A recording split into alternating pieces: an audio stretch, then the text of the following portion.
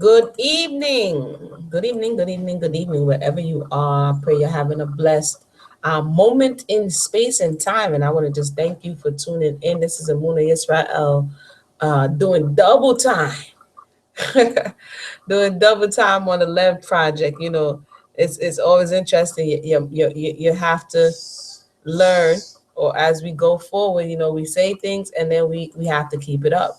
And then, it's always as you're going through it, trying to keep it up, you hit ups and downs, but the stick to itiveness is what makes it beautiful at the end. So I definitely want to thank you for joining me. As you already know, when I'm doing it live, I'm sharing it on social media. And today I said, you know what, because we're about to go into a full length narrative. We've been reading some short narratives, you know, uh, and we've been reading different ones. And so we actually picked up, since you syndicate yourself in this space and time, you understand, we actually picked up a short day space where I'm reading from short narratives, Weebles in the Week. And so that's awesome as well. And so we're doing double duty. And I said to myself, let me, just give some feedback on how long or how much time we've dedicated to this. And so far we found that it totals, let me see how much it totals. 37 hours as of today. So after today, we probably gonna just go over, or probably the next 2 days, 37 hours, 13 minutes, and 8 seconds. And hopefully I calculated that right just by adding up all of the length of time for the videos that we spent on this topic and subject. For those who've been with us through the beginning, or even who's just coming on midway, it's a beautiful thing. It is absolutely a beautiful thing. We can say that we are 37 hours, 13 minutes, and 8 seconds further in our understanding, and that we will step outside of the space of generalities, sweeping generalities as it relates to this topic. And we can give the respect and honor that the topic is due by investing our space, our mind space, in it. So I wanted to invite Brother JC. Hold on one second. And this, if you missed the interview we did with him, his studies have led him to understand that Lewis Hughes is his great grandfather removed, many times removed. And so definitely, he's going to be on in this conversation, and hopefully let's see if we can get him to read tonight and be one of the first readers, as we're going to read 30 Years a Slave from Bondage to Freedom, the institution of slavery as seen on the plantation and in the home of the planter. This is an autobiography of Lewis Hughes. So we're going to wait for JC a little bit. I came online. It was originally published in 1896. And I'll read the preface. Let me see if he's 1 second here. Hold on 1 second.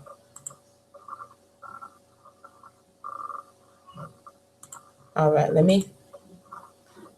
since this is a special space and time for him as well, I want to make sure he gets the message. So let me do a little royalty-free music here while we're giving him a little bit of time, and also those who often join us, give them a little bit of time to join us. So hold on 1 second. And those who listen on the replay, thank you so much as well.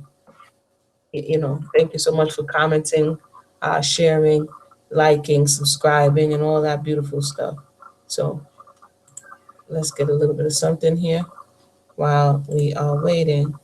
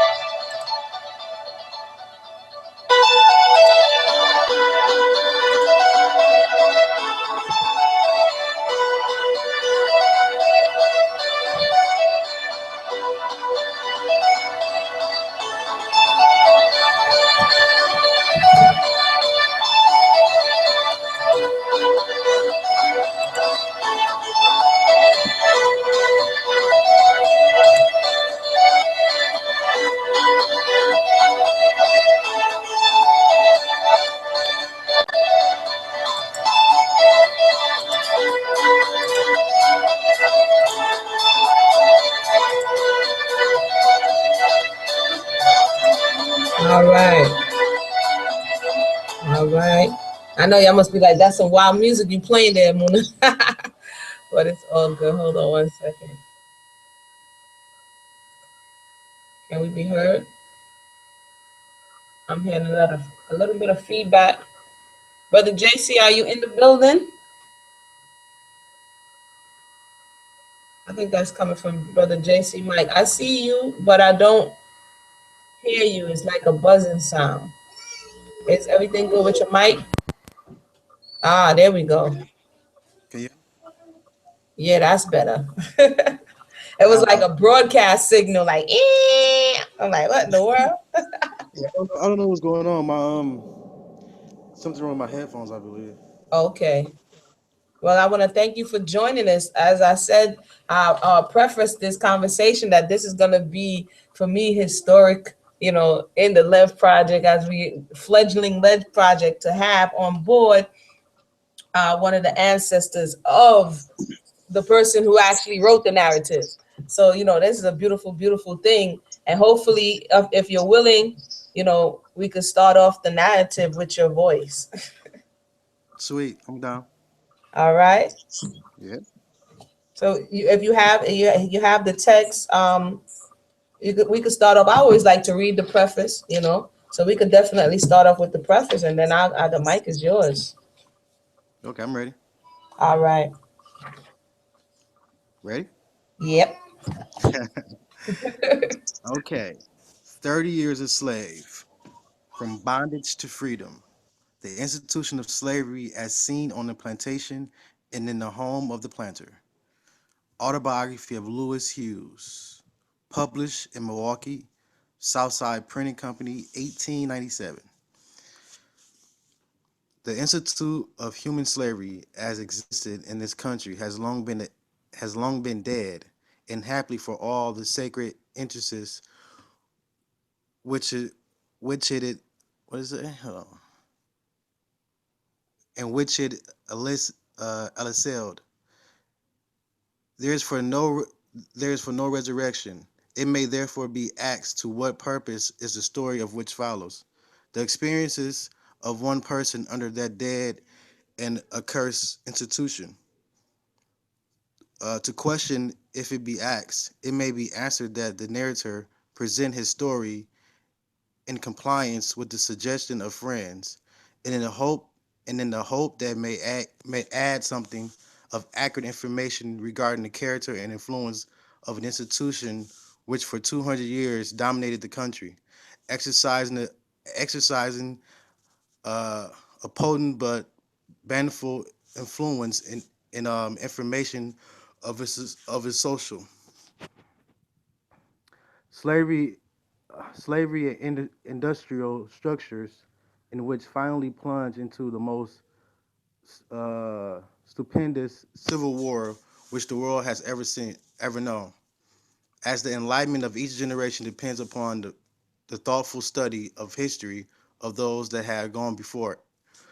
Everything which attends to fullness of accuracy and that story is of value, even though it be not presented with the adjuncts of literacy, adornment, or thrilling scene effects.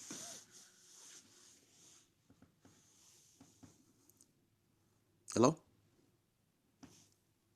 No, I'm sorry about that. I'm here. I had it on mute. So for those who just joined us, we are starting a new narrative. The link, if you're on YouTube, is in the description box. It is free online. We are reading 30 Years a Slave from Bondage to Freedom. We have one of the great grandsons, many times removed, of the actual author of the book, and he's going to jump into it. He just read the preface, and now we are going into chapter one of the book Life on a Cotton Plantation. So you just let me know, you can start it off and then you let me know, we can interchange or however you want to do it. So it's definitely up to you. And Brother JC, the mic is yours. Okay. Chapter 1. Life on the Cotton Plantation. Birth, sold in Richmond, slave pen. Now let me give a little background. For my research, his mother was more than likely the daughter of another slave by the name of Wormley Hughes, who was a slave to President Thomas Jefferson. When Thomas Jefferson died, Wormley Hughes was freed, but his family was kept as slaves and given to Thomas Jefferson's grandson named Rudolph or Randolph Jefferson. And since Wormley didn't want to leave his family, he decided to work as a paid laborer for uh, Randolph Jefferson.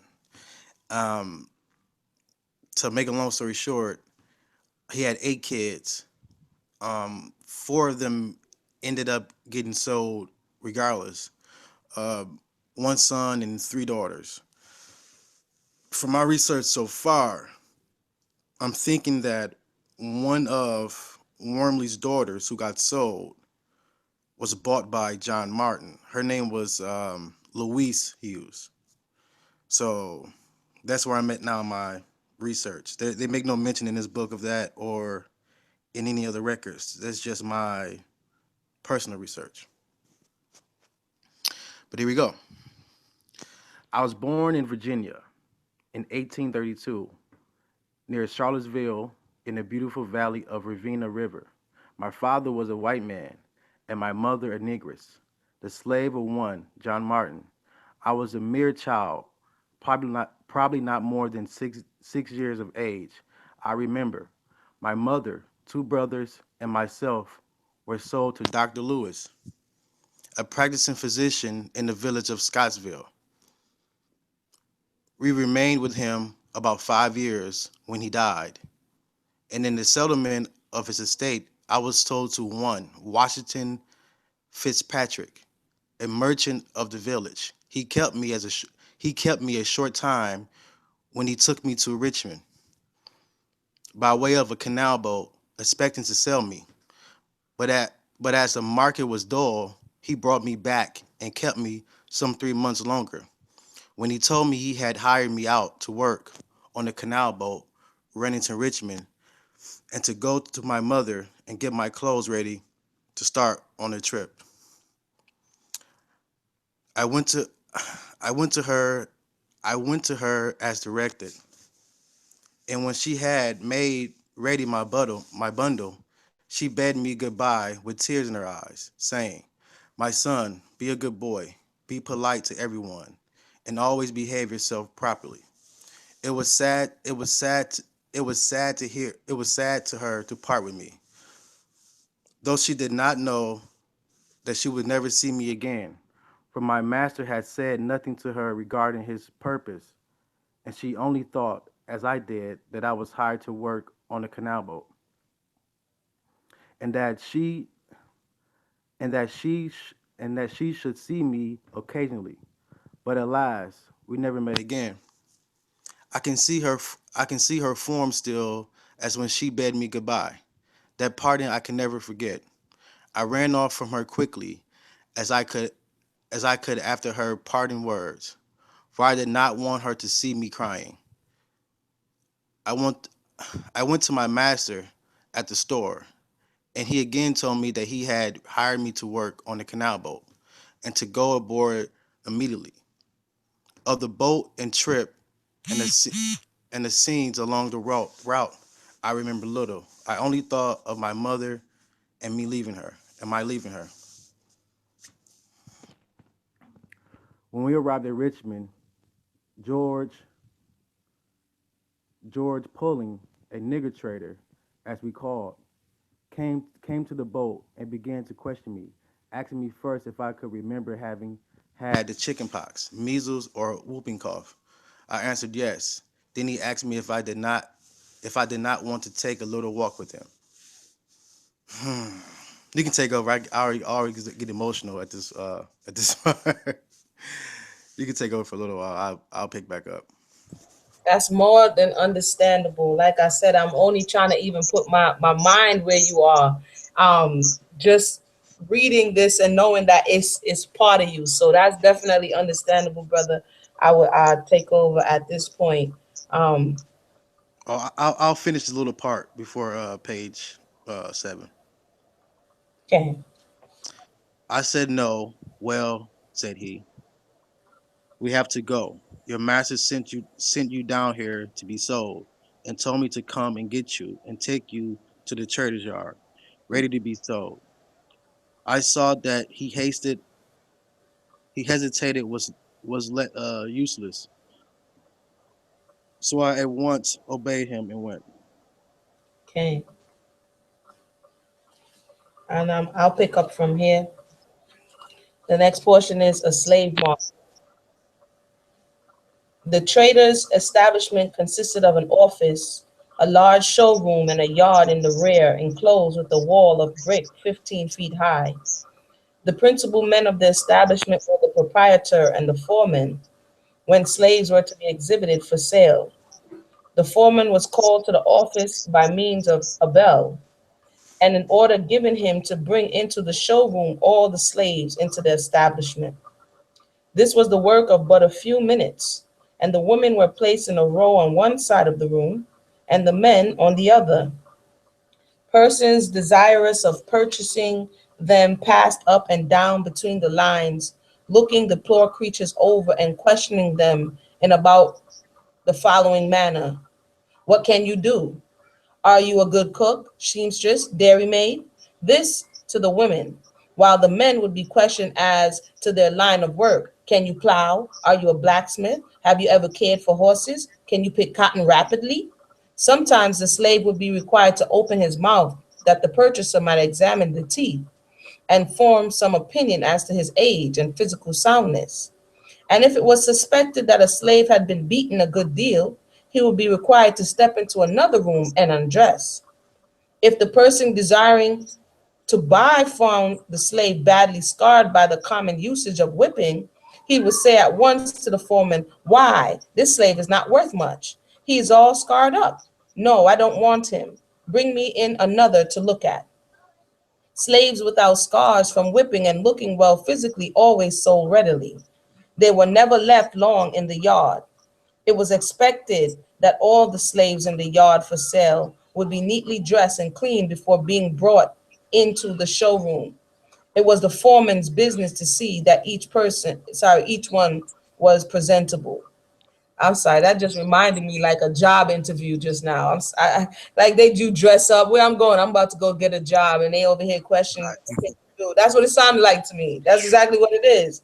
That's You true. know, that's exactly what it is. Okay, slave whipping as a business. Whipping Okay. was done at these markets or traders' yards all the time. People who lived in the city of Richmond would send their slaves here for punishment. When anyone wanted a slave whipped, he would send a note to that effect with the servant to the trader. And petty offense of the part of the slave was sufficient to subject the offender to this brutal treatment. Owners who affected culture and refinement preferred to send a servant to the yard for punishment to inflicting it themselves. It saved them trouble, they said, and possibly a slight wear and tear of feeling. For this service, the owner was charged a certain sum for each slave. What? What? Yo, I'm sorry, JC. If I see wild stuff, I usually like interrupt myself. But I just realized Yeah, like they paying to get you whipped. Okay. For right. this service, the owner was charged a certain sum for each slave, and the earnings of the traders from this source formed a very large part of the profits of his business.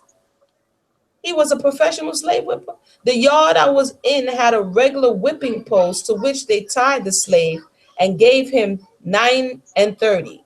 And I always hear about that 39 lashes for common offenses. It says, as it was called, meaning 39 lashes, as hard as they could lay it on. Men were stripped of their shirts in preparation for the whipping, and women had to take off their dresses from the shoulder to the waist.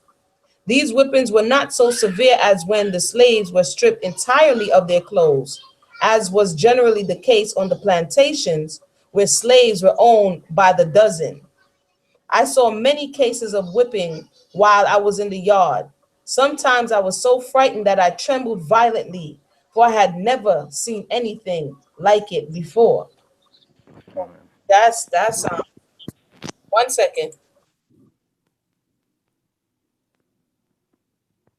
That for those who have just joined us right now, we're reading 30 Years a Slave from Bondage to Freedom by Lewis Hughes. We're on the line with Brother JC Hughes. And now we're gonna I never knew that. That's another one to put into my thought process that they actually hired out the work of whipping. They didn't even want to whip them. I hired that out. That's wild. But sold in the market. I was only in the yard a short time before I was brought by one George Reed, who lived in Richmond. He had no wife, but an old lady kept house for him and his 3 sons.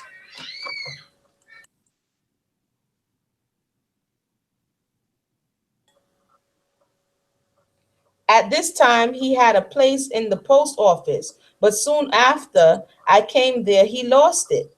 He then moved into the country upon a farm of about 1,000 acres, enclosed by a cedar hedge. The house was a plain frame structure upon a stone basement and contained 4 rooms. It was surrounded with shrubbery and was a pleasant country seat. But I did not like it here. I grieved continually about my mother. It came to me more and more plainly that I would never see her again. Young and lonely as I was, I could not help crying, oftentimes for hours together. It was hard to get used to being away from my mother. I remember well Aunt Sylvia, who was the cook in the Reed household. She was very kind to me and always spoke consolingly to me, especially if I had been blue and had one of my fits of crying. At these times, she would always bake me an ash cake for supper, saying to me, "My child, don't worry. Aunt Sylvia will look after you." This ash cake was made of cornmeal and water, a little salt to make it palatable, and was baked by putting it between cabbage leaves and covering it with hot ashes. A sweeter or more delicious cake one could not desire, and it was common upon the tables of all the Virginia farmers. I always considered it a great treat to get one of these cakes from Aunt Sylvia. The appellations of aunt and uncle for older slaves were not only common among the blacks, but the whites also addressed them in that way. And I wanted to comment on that also, that they speak a lot about the fictive kinships, and that the way this institution of slavery, because there was so much breaking in family, that's why they say, black people, they don't even know you. They be like, "What's up, brother? What's up, sister?" You understand what I'm saying? Even though it came from before that, this is what made someone who may not be your mother, but who, like in this case, Aunt Sylvia was like a mother figure, and she provided that comfort. And so we formed what they called fictive kinships. Brother Right. JC, you there? Would you like to say anything? I'm all ears. I Okay. wanted to add to the cake part, the ash cake. The ash cake is actually a West African custom too. Um, if you read the history about the people in Ghana and Accra, they'll tell you that they'll tell you that they have a festival called Homo, and I actually have a video of an elder from the village who's in the village inside the video. Like it's like a live video of how the different customs and rituals of the festival. Right. I was interested in learning about this festival, but I had no clue that it was tied to ancient Israel. Um, the video I have, I'll put it on my Facebook page. But an elder woman in the video who's in Accra, she explains in her own language that the people in Accra, they celebrate, uh, they had the Homowowo festival to celebrate them migrating from Israel. Yeah, migrating from Israel, leaving out of Egypt hungry. And when they made it to Accra, to Ghana, they were crying in celebration, saying "Homo wo, homo wo, homo wo, homo wo," which means "I am hungry, I am hungry, I am hungry." So they started to make these cakes. They're kind of like unleavened bread. If you want to be more particular, they're kind of like unleavened bread, and they make them just like my great father is explaining. She actually make them in video when you watch the video. Very interesting. So, as you, for those who tuned in, we got some very interesting information that Brother JC is bringing forth. So definitely check out. If you give me the link, I also put that in the, once you put it up, I'll put it in the this description so that they could take a look at some of the stuff, because I did think that this ash cake, as I read it, and we read it in a few other narratives, was, like you said, it's very familiar. It's unleavened, and the way that they bake it is also very interesting as well. So I thank you for putting in that portion concerning the ash cake, and you already know me, I'm gonna check that video out. Okay, it says on the auction block. I can read if you want me to. Are you ready? Whenever you're ready, and whenever you need a break, just let me know. We could just, flow between the two, and then we just read a little bit each day. So go ahead, you can read on the auction block. I was sick a great deal. In fact, I suffered with chills and fever ever since Mr. Reed bought me. He therefore concluded to sell me, and in November 1844, he took me back to Richmond, placing me in the exchange building or auction rooms for the sale of slaves. The sales were carried on in a large hall where those interested in business sat around a large block or stand, upon which the slave to be sold was placed. The auctioneer standing beside him. When I was placed upon the block, uh, a Mr. McGee came up and felt me and asked me what could I do, like the guy said earlier. Asked him what could I do. You look like a right smart nigger, he said. Virginia always produced good darkies. Wow. Virginia was the mother of slavery, and it was held by many that she had the best slaves. So Mr. McGee found I was born and bred in that state. He seemed satisfied. Let me add some background to that. When it comes to slaves, the slave trade, um, only 5% of the slaves leaving Africa ended up in North America. Around 95% of them ended up in the Caribbean and Latin America. But Virginia had a high population of Igbo slaves, so much so that they call Virginia Little Igbo Land. Still today in Farmsville, Virginia, they have an actual uh, mock Igbo village, which is a museum now, and you can go there and like it's like actual people living there. You can see how the villages are in Igbo land. Um, but yeah, the bidding commenced, and I remember well when the auctioneer said 300 $380 once, twice sold to Edward McGee. He was a rich cotton planter of Pontiac, what's say? Pon Pontotoc, Mississippi. Um, as near as I can recollect, I was not more than 12 years of age. so did not sell for very much.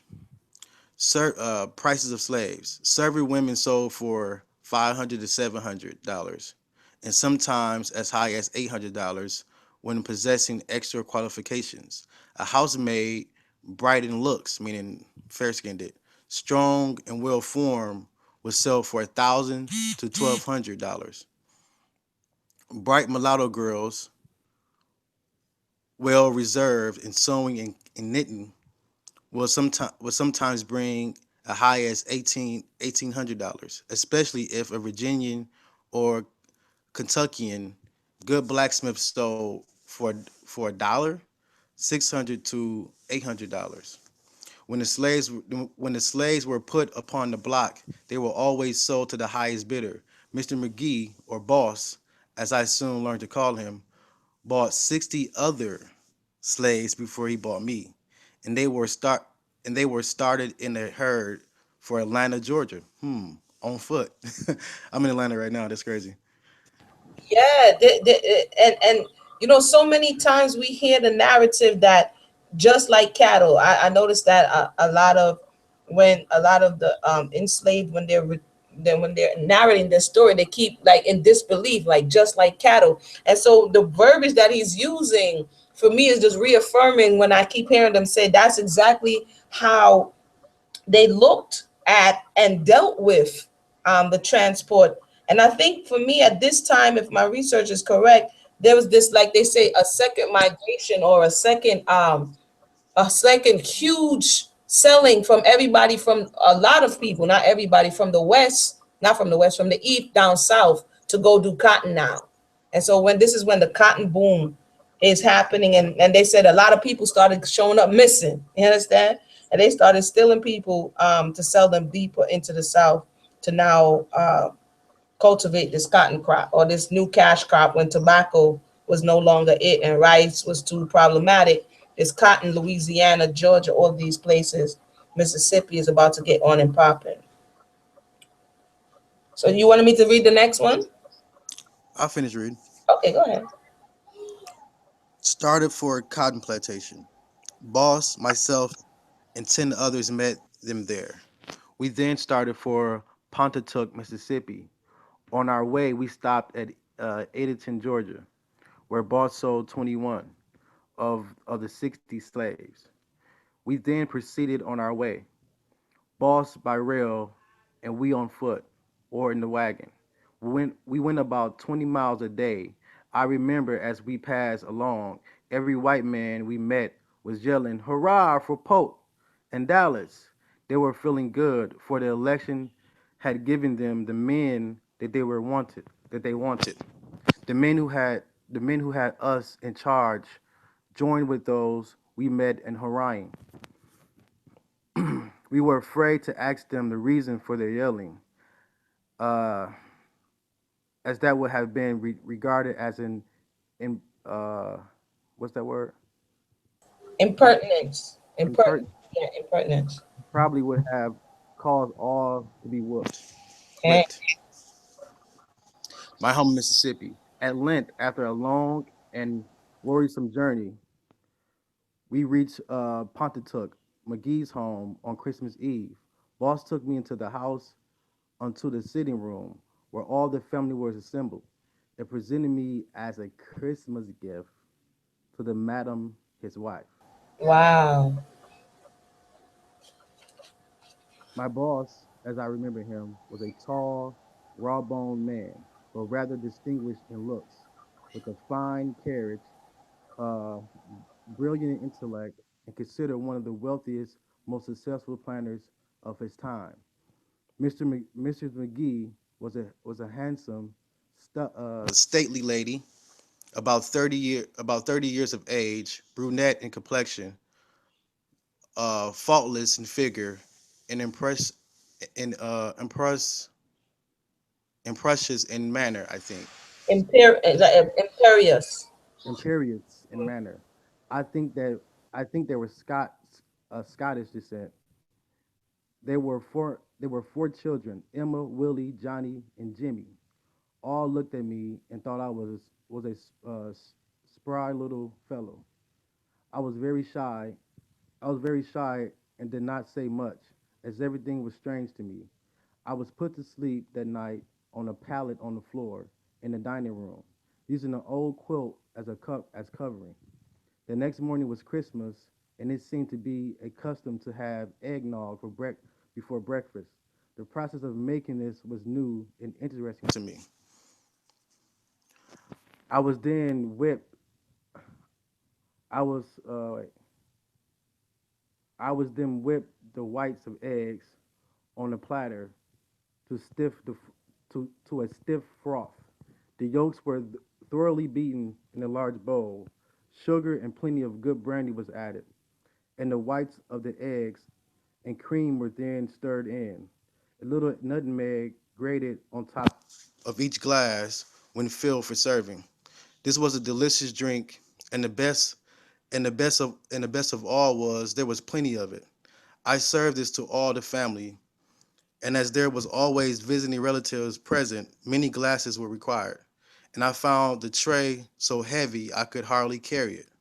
And I helped myself after the service was finished, and I was delighted, for I had never tasted anything so fine before.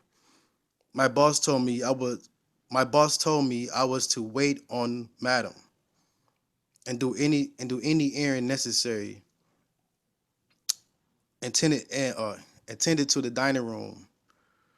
In fact, I was installed as general utility boy. It was different from the quiet manner of life I had seen before coming here. To keep my spirits up for some time, I thought I thought of my mother often, but I was gradually growing to the idea that it was useless to cry, and I tried hard to overcome my feelings. So for those who have just joined us, we're reading 30 Years a Slave from Bondage to Freedom. And what I like about this so far is that it's just the way he wrote it, he categorized it, and he's letting it's kind of like Harriet Jacobs as well. It has headings over it, and it gives you snapshots, little snapshots into different aspects of what it is that he's observing at this date and time. So um, I'll go ahead and read Plantation Life in the Great House. And then we're gonna read, like, what time is it? We're gonna read to about 9 o'clock. So it says, one second, please.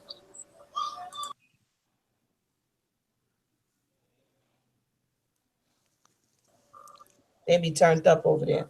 As already stated, it was Christmas morning, and after breakfast, I saw the cook hurrying. And when I went out into the yard, everywhere I looked, slaves met my view. I never saw so many slaves at one time before. In Virginia, we did not have such large farms. There were no extensive cotton plantations as in Mississippi. I shall never forget the dinner that day. It was a feast fit for a king. So varied and lavish was the bill of fare. The next attraction for me was the farm hands getting their Christmas rations. Each was given a pint of flour of which they made biscuit, which were called Billy Seldom, because biscuits were very rare with them. They called them Billy Seldom. That's funny. I'm sorry. Their daily food was cornbread, which they called Johnny Constant. And it's funny because in the Caribbean, they make a flour and they call it Johnny cake. It's kind of like a flat cake, but it's funny why they calling everything Johnny. But we call it Johnny cake. He called it Johnny Constant, as they had it constantly. In addition to the flour, each received a piece of bacon or fat meat, from which they got the shortening for their biscuit. The cracklings from the rendering of lard were also used by the slaves for shortening. The hands were allowed 4 days off at Christmas, and if they worked on these days, as some of them did, they got 50 cents a day for chopping. It was not common to have chopping done during the holidays. Some planters, however, found it convenient, thus, to get it out the way for the work which came after Christmas. Now he speaks about the great house. I soon became familiar with my work in the house and with the neighborhood, as I often had to carry notes for boss to neighboring farmers, as well as to carry the mail to and from the post office. The great house, quote unquote, as the dwelling of the master was called, was 2 stories high, built of huge logs, chinked and daubed with whitewash. It was divided from front to rear by a hall 25 feet long and 20 feet wide, and on each side of the hall in each story was one large room with a large fireplace. There were but 4 rooms in all, yet they were so large that they were equal to at least 6 or more modern rooms. The kitchen was not attached to the main building, but was about 30 feet to the rear. This was the common mode of building in the South in those days. The 2 bedrooms upstairs were very plain in furnishing, but neat and comfortable, judged by the standard of the times. A wing was added to the main building for dining. In the rear of the kitchen was a milk or dairy house, and beyond this, the smoke house for curing the meat. In line with these buildings and still further to the rear was the overseer's house. Near the milk house was a large tree. Attached to the trunk was a lever, and here was where the churning was done, in which I had always to assist. The establishment would serve as a sample of many of those of the large plantation in the South. The main road for Potomac to Holly Spring, one of the great thoroughfares, of the state, and a state road route passed near the house and through the center of the farm. On each side of the road was a fence, and in the corners of the both fences, extended for a mile, were planted peach trees, which bore excellent fruit in great profusion. He reminds me of, we read a book earlier. It was called 50 Years in Chains. And the way he describes it reminds me of the way everybody who remind me, can y'all remember who 50 Years in Change? My mind just went just for a second. 50 years to Charles change. Ball, Charles Ball, Charles Ball. So the way Lewis Hughes, the way your grandfather writes, your great grandfather, he writes like Charles Ball to the degree where he's very descriptive of the dwellings Right. of that nature. Yeah, so you get a lot of basically visuals from the way they write. But you can go ahead. You can actually see it in your head. Yeah, yeah, you can see it. That's why I'm like, yeah, peach trees and everything. Yeah, I'm seeing the whole layout. Okay, we up to house servant and errand boy. High serving errand boy. My first work in the morning was to dust the parlor and hall and arrange the dining room.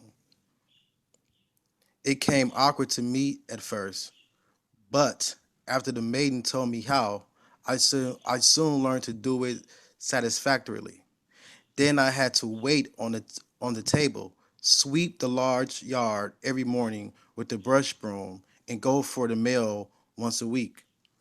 I used to get very tired, for I was young and consequently not strong. Aside from these things which came regularly, I had to help the maiden in wrapping the cloth.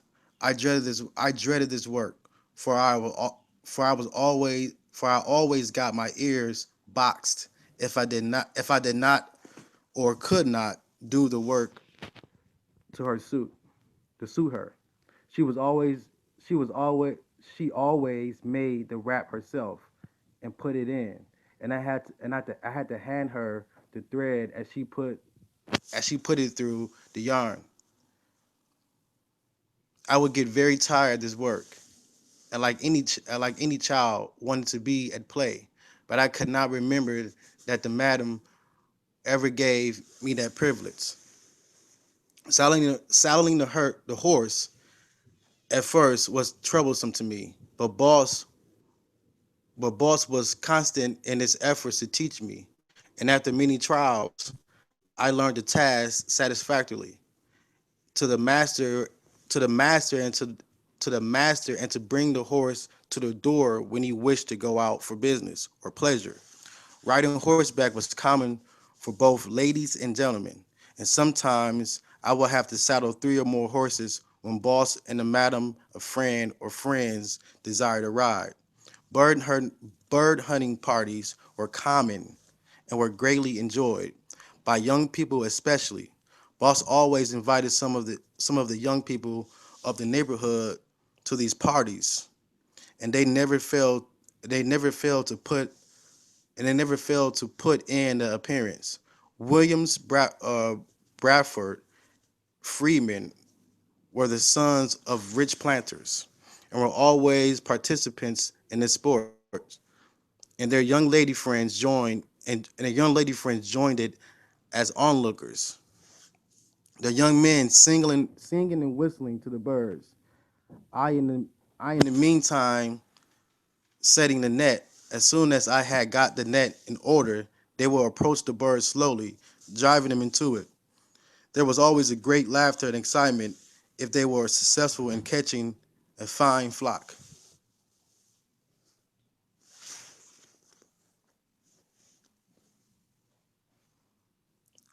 Cruel treatment.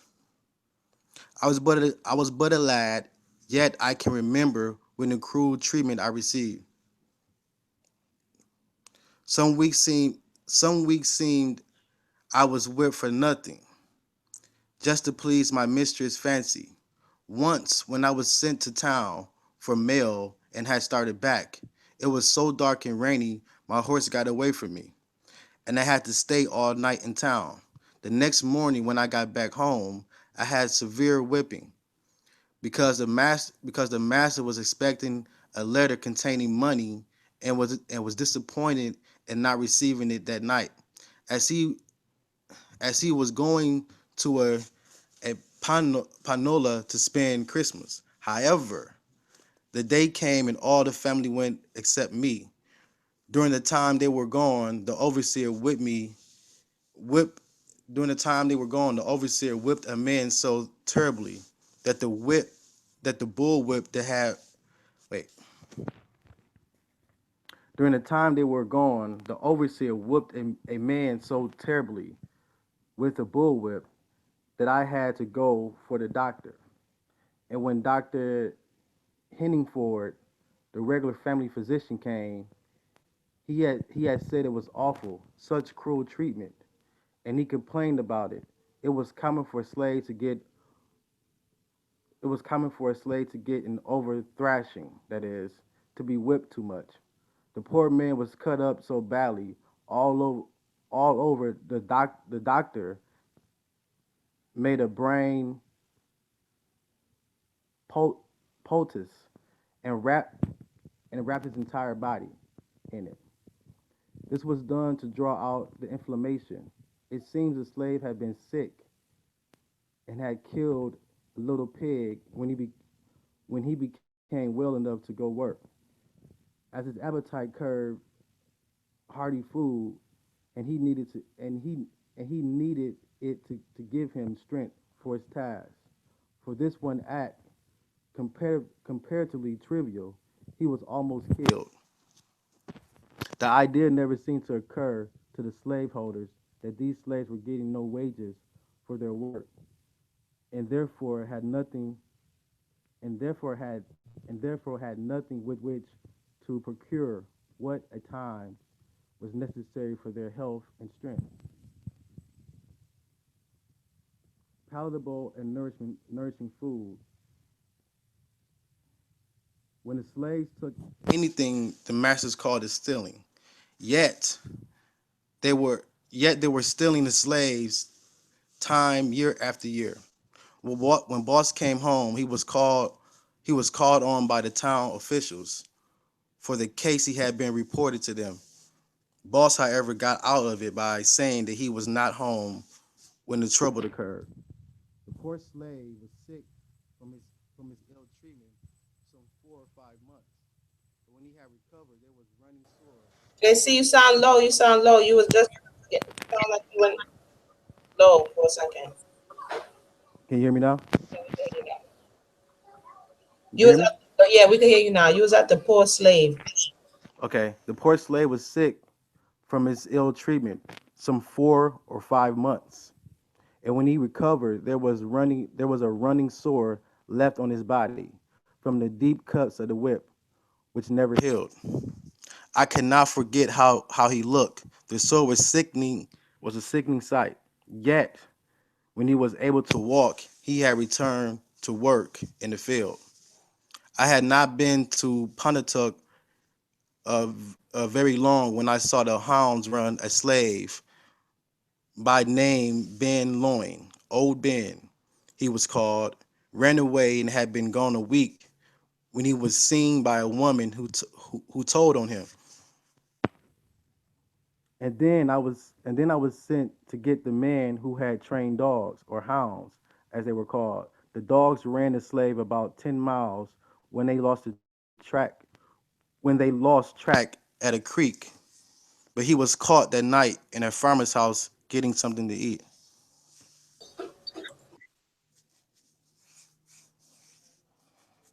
Wow.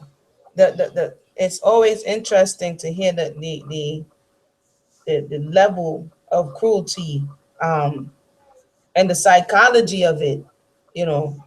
It's always, I'm just collecting it all in my mind. He stated something interesting that I found in my studies as well, is that one of the slave masters' key things is don't steal. And when they actually, because people think that they they forced religion on the enslaved people, but in the beginning they didn't want them to know. But as it was, the abolitions were saying that this is a terrible institution. Some of them allowed now them to get an understanding of religion, and the only thing they will bring out is don't steal. Yeah. Yeah, Don't steal. don't steal. Don't, don't steal. Don't give your master lip service and eye Yes, service. yes. And so, Um, yeah, he actually goes into that in the later chapters, okay. and he said something surprising. I won't Yeah, spill the beans right now. yeah, don't spill the beans on it. Don't spill the beans on it. So that's just again, as we're putting these pieces together, and one of my thing is that we can begin to source and stop, with the generalities, and kind of substantiate the things that we're saying, and just get a better working understanding for ourselves as it relates to the healing process. Once we get this information, and look, we'll be able to understand what's going on with those around us. So I'll pick up here, and then as we do, we read a little bit each session that we come to. Just give me 1 second. I'm gonna pick up here and read, what's this, two more, and then we're gonna stop at cotton raisin. Well, give me 1 second.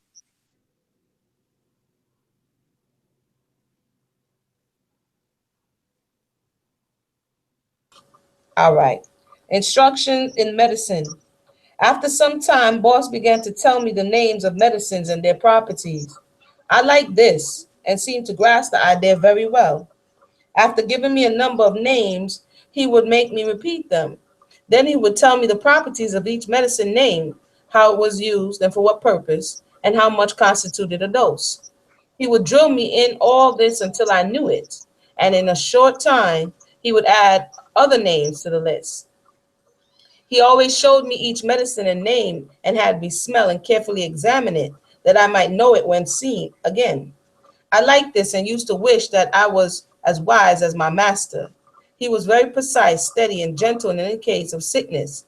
And although he had long retired from the medical world, all recognized his merit wherever he went. I used to go to the woods and gather slippery elm, alum root, and the roots of wild cherry and poplar, for we used all them in compounding medicines for the servants. And so now we're on to the overseer, whippings, and other cruelties. The overseer was a man hired to look after the farm and whip the slaves. Very often, they were not only cruel, but barbarous. Every farmer or planter considered an overseer a necessity. As a rule, there was also on each plantation a foreman, one of the brighter slaves, who was held responsible for the slaves under him and whipped if they did not come up to the required task. So you got the manager and the supervisor. And Right. yeah, right. I've seen the corporate world. The manager, the supervisor, the CEO. He don't get his hands dirty, right? He lets somebody else do his work. Okay. And it says here, there was two foremen who in like manner had charge of the female slaves, and also the boys and the girls from 12 to 16 years of age, and all the old people that were feeble. This was called the trash gang. Okay, I heard that. So this might, when you see commonalities, then you might could say, okay, because this is something that was in Virginia. I read about. I read about it. Now we're in Georgia. He's in, no, where is he now? Mississippi. Yep. Yeah, so this is a common thing where the people who are not so, you know, fast that you can't drive them, they would call them the trash gang. Okay. It would make one's heart ache to see those children and how they were worked. Talking about child labor laws, right? Cold, frosty mornings, the little ones would be crying from cold, but they had to keep on. Aunt Polly, our forewoman, was afraid to allow them to run to get warm for fear the overseer would see them. Then she would be whipped, and he would make her whip all of the gang. At length, I became used to severe treatment of the slaves, but very little, while something would happen to make me wish I were dead. Everything was in a bustle. Always there was slashing and whipping. I remember when boss made a change in our overseer. It was the beginning of the year. Riley, one of the slaves who was a principal plower, was not on hand for work one Monday morning, having been delayed in fixing the bridle of his mule, which the animal, for lack of something better perhaps, had been vigorously chewing and rendered nearly useless. He was therefore considerable behind time when he reached the field. Without waiting to learn what was the reason for the delay, the overseer sprang upon him with his bullwhip, which was about 7 feet long, lashing him with all his strength, every stroke leaving its mark upon the poor man's body, and finally the knot at the end of the whip buried itself into the fleshy part of the arm, and there came around it a festering sore. He suffered greatly with it until one night his brother took out the knot when the poor fellow was asleep, for he could not bear anyone to touch it when he was awake. It was awful to hear the cracking of that whip as it was laid about Riley. One would have thought that an ox team had gotten into the mire and was being whipped out, so loud and sharp was the noise. I usually slept in the dining room on the floor. Early one morning, an old slave by the name of Uncle Jim came and knocked at the window. And upon my jumping up and going to him, he told me to tell boss that Uncle Jim was there. He had run away some time before. Oh boy. And for some reason, anytime they come back, they go in on him. And for some reason, he returned. Boss, upon hearing the news, got up and sent me to tell the overseer to come at once. He came and taking the bullwhip, a cowhide, and a lot of peach tree switches, he and boss led Uncle Jim back into the cow lot on the side of the hill, where they drove 4 stakes in the ground and laying him flat on his face, tied his hands and feet to these stakes. After whipping him in this position all they wanted to, a pail of strong salt water was brought, and the poor fellow was washed down, or they call brine, or they call pickled, where they throw salt water in your wounds. Um, Right. and we hear that saying, it's like putting salt in your wound. Like these dudes really did that. This Yep. washing was customary after whippings, and sometimes pepper. We read some accounts where they actually put pepper in there too. Red. They rub red pepper in them. Yeah, that's some wild stuff. That's some. This was washing was customary after whipping, as the planters claimed it drew out all the soreness and healed the lacerated flesh. Upon one occasion, the family being away, I was left extra work to do, being said to help 3 fellow slaves lay off the rows for planting corn. We did not get them quite straight. The deviation we made from the line was very little and could scarcely be seen even by an expert. But the least thing wrong about the work would cause any slave to be whipped. And so all 4 of us was flogged. The way this book is written, this thing make you want to just read it like all one time, man. Like, my goodness. Right. Yeah, it's a good read. Oh my goodness. Okay. You can't see it in your book. I don't think you can. But he put it's an actual picture of the Georgia State currency. Oh no, I don't have it in this book. Oh Yeah. wow. Oh wow. So your book has pictures. My book don't have no pictures. I have the, yeah. Hey, wow. So for those who are looking, if your book has pictures, check that out. As it relates to what it is that we're reading here. As we're saying, some of these things, as you're reading the narratives, are customary. Some are just particular or peculiar to that place where they may be. So we're going to read one more for tonight, and then we're going to come back because, like I said, this book will make you just want to just read it straight through the way it's written, very illustrative of what was going on. So we're going to read one more, and that's the slave cabin. There was a section of the plantation known as the quarters, where were situated the cabins of the slaves. These cabins were built of rough logs and daubed with red clay or mud of the region. No attempt was made to give them a neat appearance. They were not even whitewashed. Each cabin was about 14 feet square, containing but one room, and was covered with oak boards 3 feet in length, split out of logs by hands. These boards were not nailed on, but held in their place by what were termed weight poles laid across them at right angles. There were in each room two windows, a door, and a large rude fireplace. The door and window frames or facing were held in their places by wooden pins, nails being used only in putting the doors together. The interior of the cabin had nothing more attractive than the outside. There was no plastering and only a dirt floor. The furniture consisted of one bed, a plain board table, and some benches made by the slaves themselves. Sometimes a cabin was occupied by two or more families, and we read about that as well in another story, in which case the number of beds were increasingly proportionately or proportionate, yeah, proportionately. For light, a grease lamp was used, which was made of iron, bowl shaped by a blacksmith.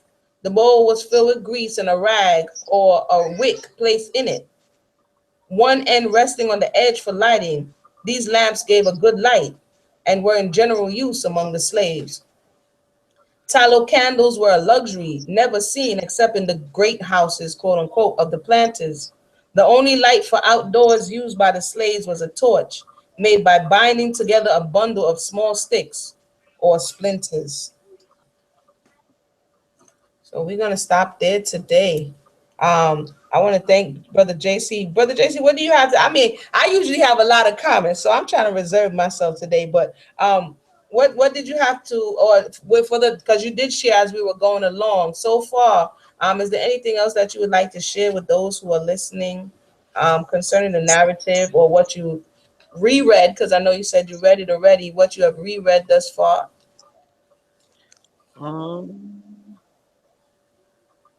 it's just crazy how he described how big. First, he described how big the master's house was. Mm-hmm. It only had one family in it. Uh-huh. Then he described how the slave huts looked, and Uh-huh. it had more than one family in it. Mm-hmm. Yep. Dirt floors. Mm-hmm. All right, that's crazy. And that's what I was thinking about. I was thinking about how the what some people say, because another narrative said that sometimes the field slaves would never enter into the master's house, but for the quote unquote house Negroes and those who understood both worlds and understood that you're cooking the finest food for them and you eating whole cakes. You understand what I'm saying? And they're Right. eating off your labor, like he says. They're always concerned with stealing, but they're stealing your neighbor without a second thought. I mean, that comparative, as you look at it, it had to play some kind of psychological game in your mind. And today we see why, well, I see why epigenetically, why it's so entrenched within our people that as soon as I get something, I'm gonna be like master. You know what I'm saying? Right. As soon as I get some money, I'm gonna bling like master, because he's always been idolized in your thought process because of what he had. And I'm just seeing it clear as he's just drawing this illustration. Dude, they only had one family in the house, four huge rooms, you know, and you just in the back, in the cold, in the wet, in the hot, everything. So all right. For those who just, like I said, I gotta contain myself. We up to cotton raising in the book. We will reconvene. What's tomorrow? What's today? Today is Tuesday. Please check and be aware on social media. If we do read tomorrow, I'm gonna have to read early because I have on every Wednesday, Take Time to Heal. Where if this conversation is bubbling up feelings that you don't know what to deal with, on Wednesday nights we deal with it. So if you have issues, emotional uncertainties, whatever the case may be, on Wednesday nights we come together as a group and we just speak about what may be ailing us emotionally, mentally, and spiritually. So definitely that's what goes on tomorrow. And so if we do read, we're gonna have to read an hour early and then we can reconvene on Thursday. So All praise be to the Most High. I want to thank everybody for joining us. This is the Lev Project. This is our sixth installment of the Lev Project. This is our sixth narrative, and I look forward to it because already I'm loving the way it's written. And so, until next time, everybody have a blessed night.